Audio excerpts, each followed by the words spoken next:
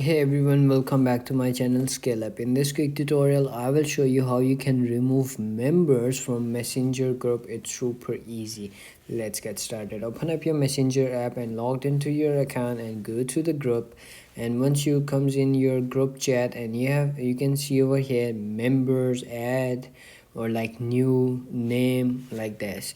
You can simply click on members below your group name.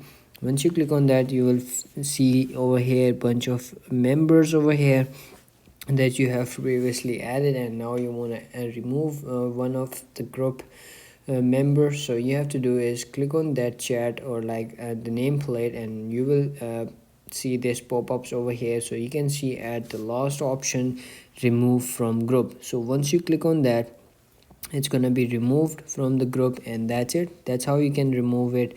So if you found this video helpful, don't forget to like my video, subscribe my channel Scale Up, and also drop me a comment for more tips and tricks videos. Thanks for watching. See you in the next video. Have a nice day. Bye bye.